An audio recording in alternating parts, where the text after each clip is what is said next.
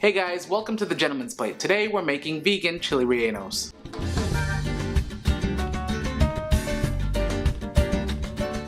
If you've been on the vegan interwebs lately, you've probably come across something called Aquafaba. It basically translates to bean water. That's right, every time you cut open a can of chickpeas or white beans, that slimy, goopy water that's left in the can can actually be used to make stuff. And vegans everywhere have been using it as an egg substitute for the past couple of years. So naturally, I thought of using this ingredient for something savory. And it's been ages since I've had a good chili rellenos. As you may know, chili rellenos are basically just stuffed peppers dipped in eggs and deep fried. Check out this recipe for more details. For the stuffing, I like this Trader Joe's vegan mozzarella because it melts well and it's cheaper than Daiya. I'm going to show you 3 different fillings for this recipe, the first starting with potatoes. Fry up 1 cup of potatoes or brine in a pan with a 1/4 cup of chopped onions. Salt to your preference. Once it's cooled down completely, mix in 2/3 cups of vegan cheese, mix well, and set aside.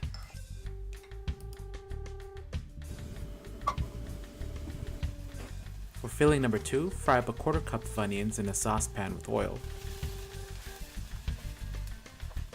And add in about a half a can of vegetarian refried beans plus a couple of tablespoons of water.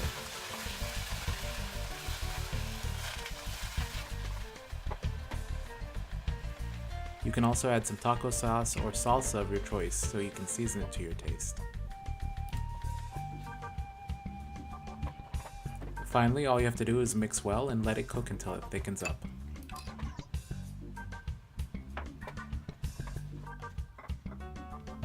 Place the beans into a bowl so they can cool.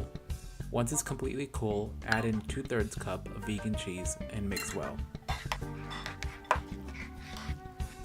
Go ahead and set this aside for later. For the third filling, we need to drain off a can of corn. Take 2/3 cups of corn and mix it together with 1/3 cup of vegan cheese, followed by a teaspoon of salt and chili flakes per your taste. Give it a good mix and feel free to add as much cheese as you like here. And there you have our 3 fillings. Feel free to mix and match these however you like. For a meatier filling, try using soyrizo, beefless crumbles, or vegan chicken strips. Now for the peppers themselves. So Poblano peppers are traditionally used for chili rellenos. You can also use pasilla peppers. Anaheim peppers like this one will also work. Just make sure that they're as straight and wide as possible so that they're easier to stuff. Now if you're really in a bind, you can use bell peppers, although these peppers are really easy to find in most grocery stores, especially Hispanic grocery stores. Wash your peppers well under cold water. Like, really get in there. Then pat them dry with a paper towel and set them aside. It's finally time to roast our peppers. I found that doing this directly over an open flame is the best and fastest way to get the job done. If you don't have a gas stove, try it under your oven or your toaster oven's broiler, or directly on a hot pan or a skillet. The key is to keep the pepper moving. We want to see charred skin, but don't want to overcook the peppers or else they'll collapse. After you've cooked the peppers, throw them in a heat-safe container or bowl with a lid. Let them steam for about 10 minutes. A few minutes later. Time to peel off the skin. I found that a serrated knife or a steak knife works best for this. All you have to do is gently rake over the toothy side of the knife over the peppers to get most of the skin off. Don't worry if you can't get it all off. This is kind of a rustic dish anyways.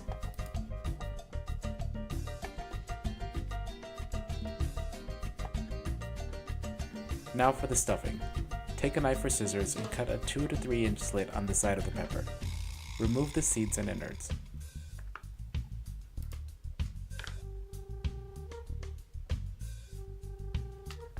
Spoon in a few tablespoons of your mixture, leaving just enough room to let the seam overlap so you can close it later.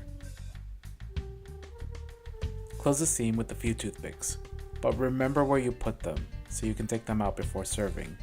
Nobody wants a mouthful of toothpicks. And repeat.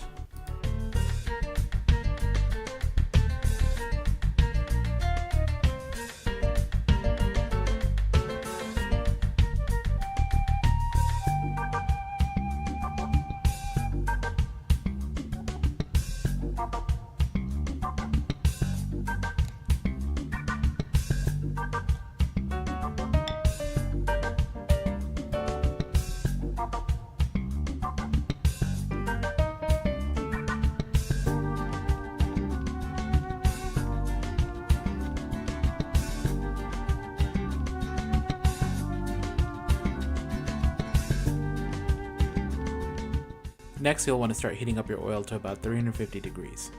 Once we make the batter, we have to work quickly, so having the oil ready is super important. Now here comes the sexy part. First off, we need to drain off the water from 1 can of garbanzo beans. You should have about 1 cup of bean water. If not, crack open another can, because we're going to need exactly 1 cup. Put aside your beans for later. You can use this for another recipe. Pour in your bean water and a half teaspoon of cream or tartar into your bowl or in your stand mixer. Set your beater on high and mix for about 12 minutes until you get thick peaks. You'll know it's done when it sticks to a spoon. In another dry bowl, whisk together 1/2 cup flour, 3 tablespoons nutritional yeast, 1/2 teaspoon salt, and 1/8 teaspoon turmeric for color. Mix well. Gently fold in 1/3 of your aquafaba. We're gonna get some shrinkage here. You mean shrinkage? Yes! Significant shrinkage. Naturally, the flour is going to deflate some of the air bubbles, but that's okay, as long as the result is a runny batter.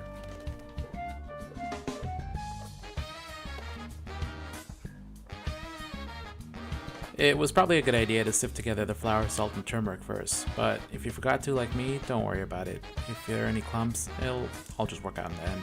Your oil should be hot enough now. Test the temperature by dropping a little batter and see if it floats. Now before we fry the peppers, we need to give it a rough dusting of flour.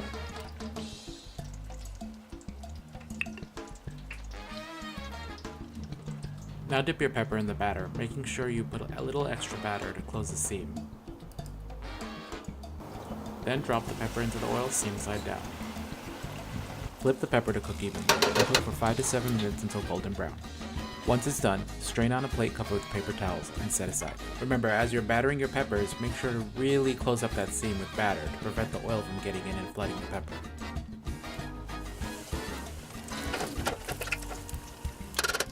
Once your peppers are done, you can serve them as is. Or take it a step further with some warm sauce and a side of beans and rice. I'm just using regular old canned enchilada sauce here. The sauce is optional, but I personally like the extra flavor.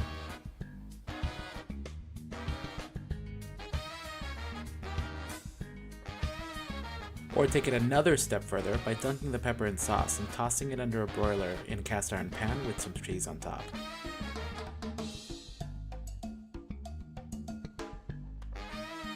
So if you guys like this video, please give it a big thumbs up. And subscribe to this channel for more vegan recipes in the future.